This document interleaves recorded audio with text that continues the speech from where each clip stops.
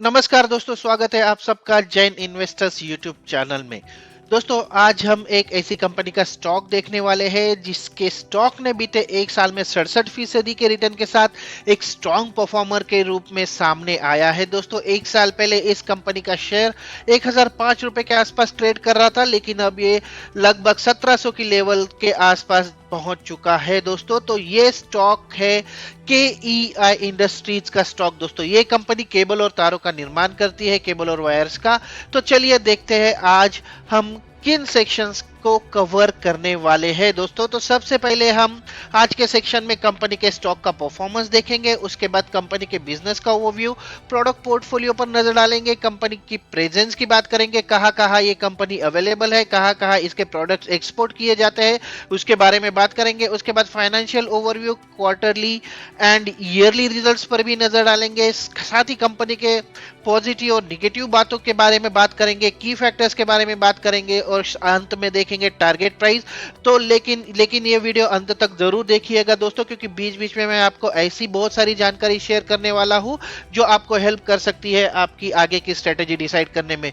तो चलिए सबसे पहले हम देखेंगे, तो चलिए देखते हैं इसके स्टॉक का परफॉर्मेंस। दोस्तों, जैसा कि मैं यहाँ पर एक साल का ग्राफ प्लॉट कर चुका हूँ, यहाँ पर अगर देखें तो लगभग 67% का इसने रिटर्न दिया है अपने शेयर होल्डर्स को पिछले एक साल में। इसके साथ साथ अगर बात कर ले पिछले कुछ समय से ये शेयर कैसा परफॉर्म कर रहा है, तो YTD में भी लगभग 13.12% का इसने रिटर्न दे चुकी है। ये कंपनी 6 महीने में लगभग 18.5% का रिटर्न दे चुकी है। सबसे शानदार परफॉर्मेंस रहा है इसका पिछले एक महीने में। अगर देखें तो पिछले एक महीने में ये लगातार बढ़ता हुआ जा रहा है, लेकिन पिछले 5 दिनों में जरूर इसमें थोड़ा सा करेक्शन देखने को मिला है और 2.36% से ये डाउन जा चुका है। लेकिन कल इस शेयर में 2% की बढ़ोतरी यहाँ पर देखी गई। साथ ही अगर एक साल पे फिर से आते हैं तो यहाँ पर देखिए, यहाँ से कंपनी का जो शेयर का परफॉर्मेंस है पिछले एक महीने में, ये काफी अच्छा यहाँ पर नजर आ रहा है और एक वक्त तो ये 20% से ज्यादा बढ़ चुका था 11 जनवरी से लेकर 6 फरवरी तक।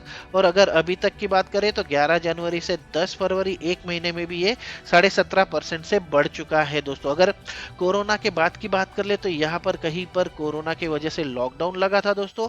तो 20 मार्च 2020 से लेके अभी तक का परफॉर्मेंस अगर देखें तो लगभग 550% का इसने रिटर्न दिया है अपने शेयर होल्डर्स को, जो कि काफी ज्यादा जबरदस्त परफॉर्मेंस नजर आता है। दोस्तों, देखेंगे कंपनी के शेयर का बिजनेस, कंपनी का बिजनेस ओवरव्यू। दोस्तों, केईआई इंडस्ट्रीज जो है इसकी स्थापना 1968 में की गई थी। कृष्णा इलेक्ट्रिकल इंडस्ट्रीज इसका फुल फॉर्म है और ये एक साझेदारी फर्म के रूप में स्थापना हुई थी। दोस्तों, ये केबल और वायर्स की निर्माता कंपनी है जिसमें हाउसिंग वायर से लेकर extra high voltage EHV cable तक के प्रोडक्ट पोर्टफोलियो शामिल है और आगे बिजली और ट्रांसमिशन परियोजनाओं के लिए engineering, procurement and construction EPC सेवाओं में भी कंपनी इन्वॉल्व है। दोस्तों, वित्त वर्ष 2018 से 19 में कुल केबल और वायर उद्योग में इसकी लगभग 6% की हिस्सेदारी और संगठित केबल और वायर उद्योग में इसकी 7.5% से ज्यादा की हिस्सेदारी थी। दोस्तों,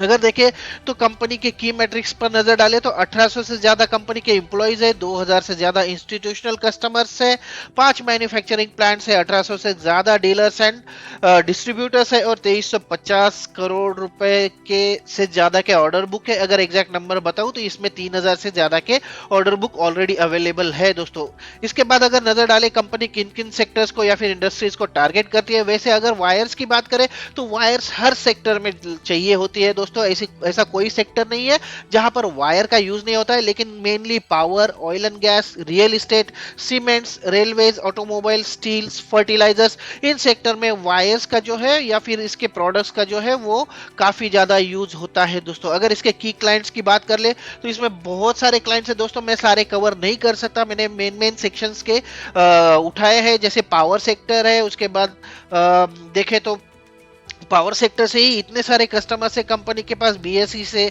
बीएसईएस है, सीईएससी है, महावितरण है, केएसईबी है, इसके साथ साथ NHPC, NPCIL, power grid, siemens, Tata power, Suzlon, UPCL, बहुत सारे इसके ऑलरेडी कस्टमर्स है पावर सेक्टर से। इसके बाद आगे बढ़ के अगर देखें तो सोलर प्रोजेक्ट से इसके आदित्य, उसके बाद क्लीन मैक्स, इमामी, इन्फिनिटी जैसे इसके कस्टमर्स है। सुजलॉन है, टैस एजीटी है, विंड फार्म में Inox wind, Suzlon, wind farm, इसके साथ साथ मल्टीप्लेक्सेस में भी आइनॉक्स पीवीआर है, होटल्स में आईटीसी है, मरीन लाइन में अगर देखें तो एनटीपीसी, टाटा पावर जैसे इसके कस्टमर्स है। गोवा शिपयार्ड है, लावगान डॉकयार्ड है, माजगान डॉक है, गार्डन रीच शिप बिल्डर्स है। इसके साथ साथ और सेक्टर्स देखें तो EPC, telecom, steel, petrochemical, pharma, उसके साथ साथ IT sector, software parks, banks, ऐसे काफी सारे इसके सेक्टर्स ऑलरेडी यहाँ पर है दोस्तों। आप अगर देखें तो यहाँ पर काफी शानदार एक पोर्टफोलियो बनता हुआ नजर आ रहा है दोस्तों। इसके बाद इसके मेन प्रोडक्ट्स की बात अगर कर ले तो मेन प्रोडक्ट्स में देखिए दोस्तों, जो इसके प्रोडक्ट सेगमेंट्स है उसकी पहले बात करेंगे। ये तारों और केबल्स के लिए वन स्टॉप सॉल्यूशन प्रोवाइडर है। ईपीसी क्षेत्र ने अपने स्थिति को और मजबूत किया है इस कंपनी ने। इसके प्रोडक्ट पोर्टफोलियो में सबसे पहले आता है केबल्स, जो अतिरिक्त उच्च वोल्टेज यानी ईएचवी 9%, उच्च तनाव यानी हाई टेंशन वाले एचटी 14%, कम तनाव यानी लो टेंशन वाली जो एलटी वायर्स है वो 42% की हिस्सेदारी रखती है। इसके बाद नेक्स्ट सेगमेंट है house wire and winding wire, HW and WW, ये 17.5% के आसपास का इसका स्टेक है। घरेलू और कमर्शियल बिल्डिंग्स में वायरिंग के लिए हाउस वायर का उपयोग किया जाता है, जबकि वाइंडिंग वायर जो है वो सबमर्सिबल पंप निर्माताओं और रिवाइंडर्स की अधिकतम रेंज की सर्विस ऑफर करती है दोस्तों।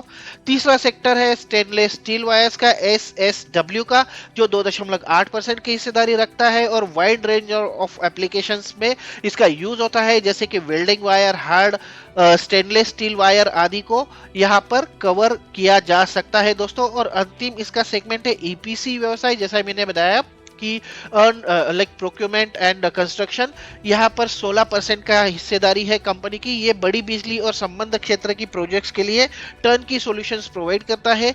ये इकोनॉमिक ऑफ स्केल का फायदा उठाने के लिए महत्वपूर्ण केबलिंग आवश्यकताओं वाली प्रोजेक्ट्स पर अपना ध्यान केंद्रित करता है। इसके साथ साथ इसके दो सेगमेंट और है, जैसे रिटेल सेगमेंट से कंपनी का 29% का रेवेन्यू जनरेट होता है और इस सेगमेंट में हाउस वायर, वाइंडिंग और flexible wire, LT power cable और एचटी केबल शामिल है। और सेकंड सेगमेंट है इंस्टीट्यूशनल सेगमेंट, जहां से 53% का ईएचवी केबल, एचटी और एलटी पावर केबल, टर्न की प्रोजेक्ट और स्टेनलेस स्टील के माध्यम से इसका रेवेन्यू जनरेट होता है दोस्तों। इसके साथ साथ अगर प्रोडक्ट पोर्टफोलियो की बात करें तो प्रोडक्ट पोर्टफोलियो में देखिए EHV cables, HT cables, LT cables, control cables, SS wires, solar cables, offshore cables, instrumentation, winding wires, house wires, flexible wires, rubber cables, बहुत सारे प्रोडक्ट्स ऑलरेडी इसमें है दोस्तों। इसके साथ साथ कंपनी के मैन्युफैक्चरिंग यूनिट्स की बात कर ले तो 5 जगह पर कंपनी के मैन्युफैक्चरिंग फैसिलिटीज है और इनके माध्यम से कंपनी ऑपरेट करती है। अगर देखें तो चौपांकी में है, भिवड़ी में है,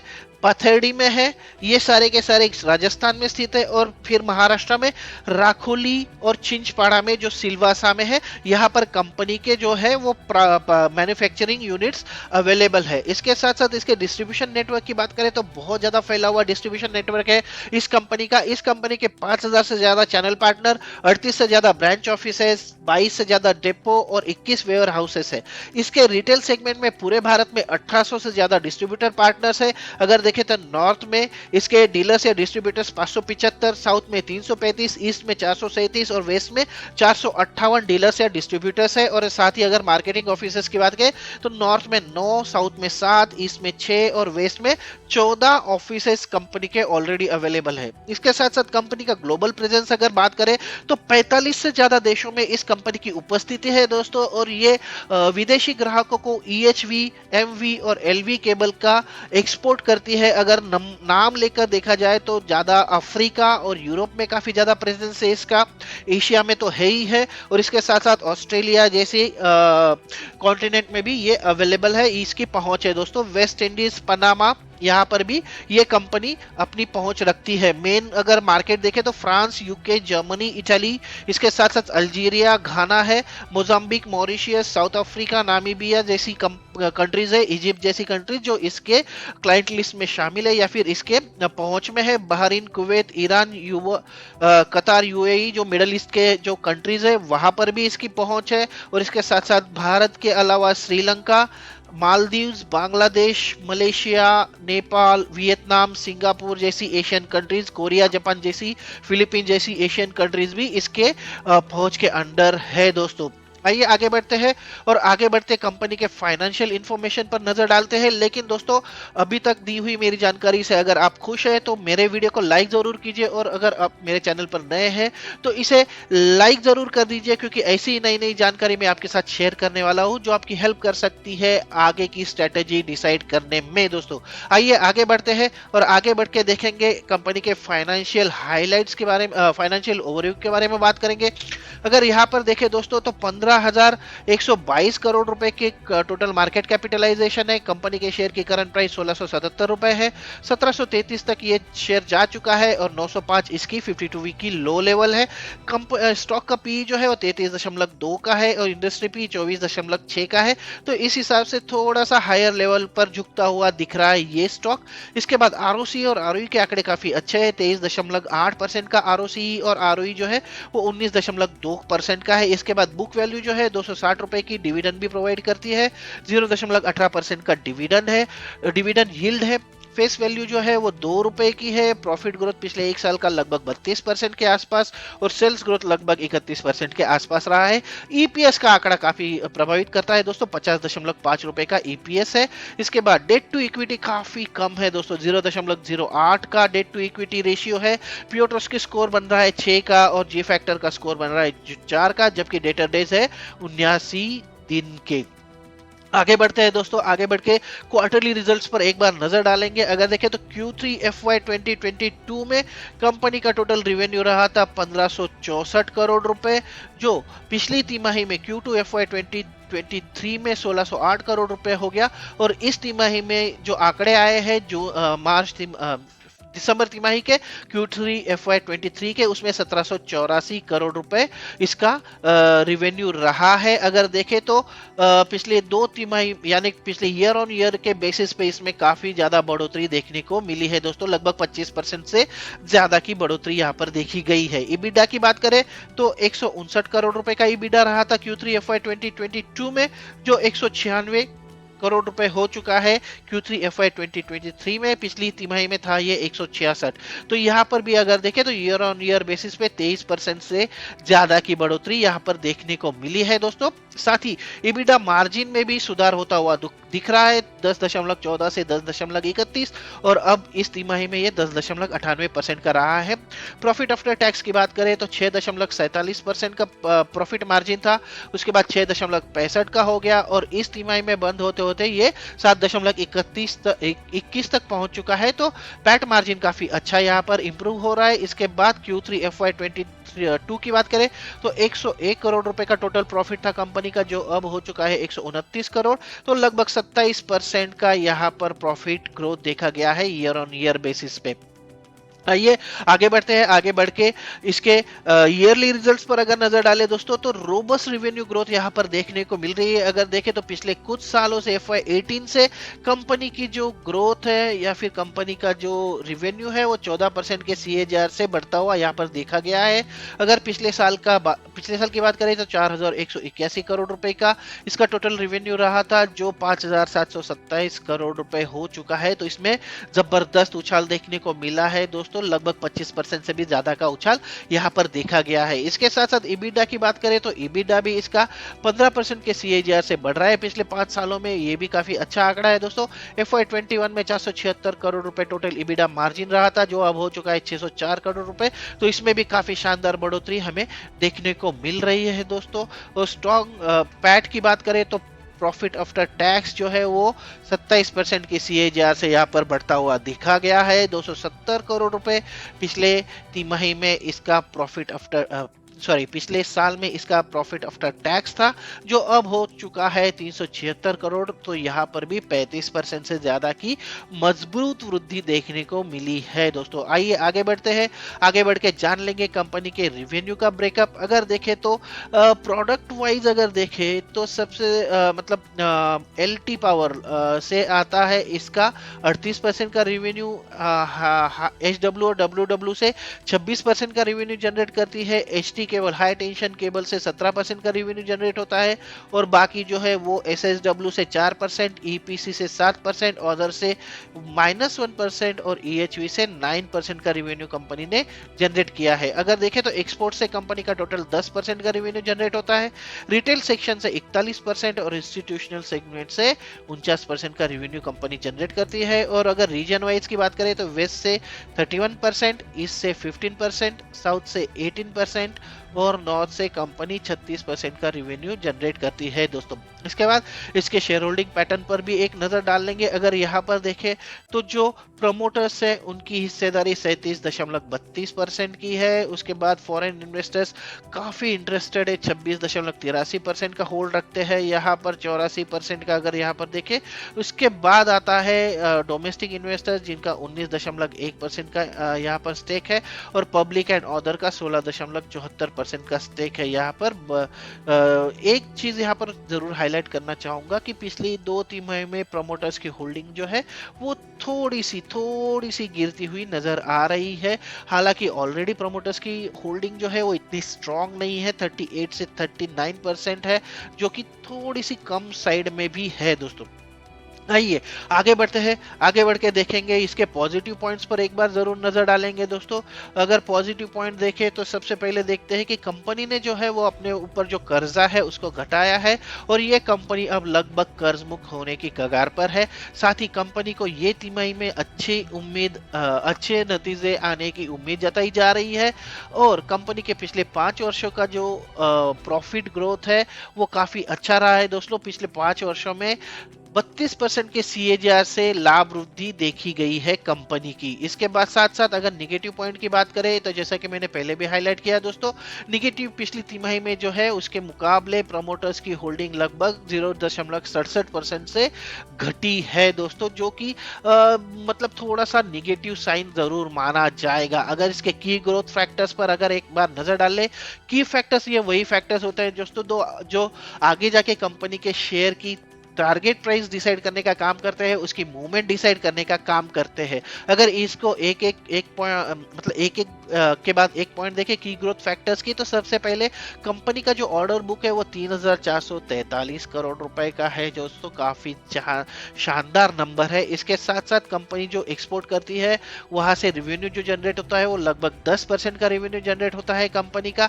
इसके साथ साथ नए भौगोलिक क्षेत्रों में प्रवेश करने पर कंपनी फोकस कर रही है, जैसे कि मध्य पूर्व, ऑस्ट्रेलिया आदि जैसे प्रमुख मौजूदा बाजारों में अपनी उपस्थिति को यह कंपनी मजबूत करने का प्रयास कर रही है, और इन भौगोलिक क्षेत्रों पे या फिर जियोग्राफीज में कंपनी एंट्री करना चाहती है। इसके बाद घरेलू और औद्योगिक केबल और वायर दोनों पर जोर देने के साथ एक नया अधिकृत डीलर और वितरण नेटवर्क बनाने पर कंपनी आगे जाके फोकस करने वाली है दोस्तों।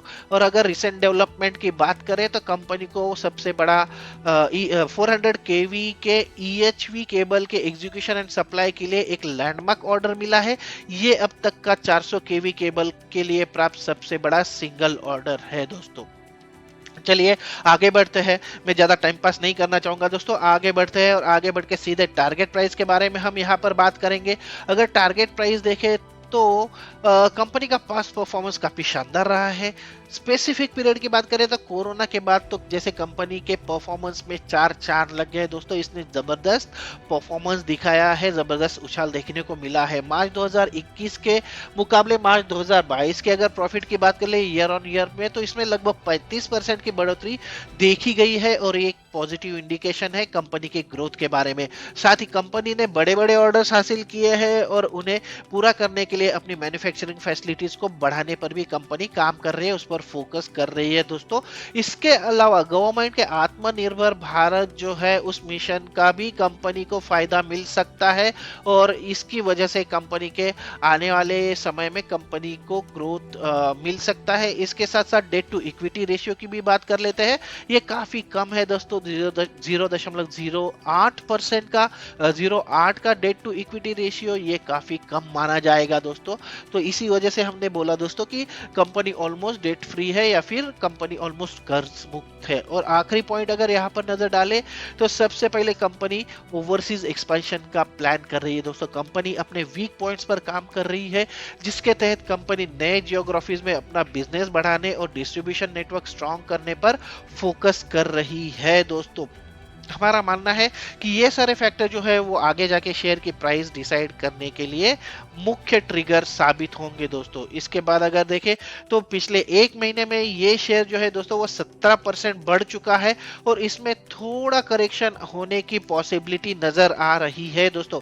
अगर आपको इस शेयर में एंट्री करनी हो तो हो सकता है कि कुछ दिनों में ये शेयर 1600 से लेकर 1550 की लेवल टेस्ट करे, ये पॉसिबिलिटी है दोस्तों। इसकी गारंटी कोई नहीं दे सकता, तो वहां तक अगर नीचे आता है और तो आप इस शेयर में जरूर एंट्री पोजीशन या फिर न्यू पोजीशन ले सकते हैं, ऐसा हमारा सजेशन है दोस्तों। तो ओवरऑल दमदार outlook, strong performance, aggressive future plans, overall environment advantage और बीते 2 साल में इतने शानदार रिटर्न के बाद इस कंपनी के शेयर पर बुलिश सेंटिमेंट जारी रहने की उम्मीद है। ये एक कंसिस्टेंट परफॉर्मेंस दिखा रहा है अब तक। अगले कुछ महीनों में ये शेयर अपनी ऑल टाइम हाई लेवल जरूर उसको पीछे छोड़ सकता है दोस्तों और 2100 से लेके 2200 की लेवल छू सकता है, ऐसा हमारा अनुमान है, ऐसे ही हमारी उम्मीद है दोस्तों। तो दोस्तों आज हमने देखा कंपनी के बिजनेस के बारे में, कंपनी के पास्ट परफॉर्मेंस के बारे में, फाइनेंशियल्स और सारे फैक्टर्स हमने देखे, साथ ही कंपनी के शेयर की टारगेट प्राइस, फ्यूचर प्लान्स के साथ आज हमने देख लिया है। अगर आपके मन में इस स्टॉक को लेकर कोई सवाल है तो आप कमेंट बॉक्स में बताइए, मैं जरूर आपके सवालों के जवाब देने की कोशिश करूंगा। आशा करता हूं कि ये वीडियो आपको पसंद आएगा और आपकी हेल्प करेगा आगे की स्ट्रेटेजी डिसाइड करने में। आज के वीडियो में बस इतना ही दोस्तों, यही रुकता हूं। मिलते हैं अगले वीडियो में एक नए शेयर के साथ, एक नई जानकारी के साथ। तब तक के लिए नमस्कार।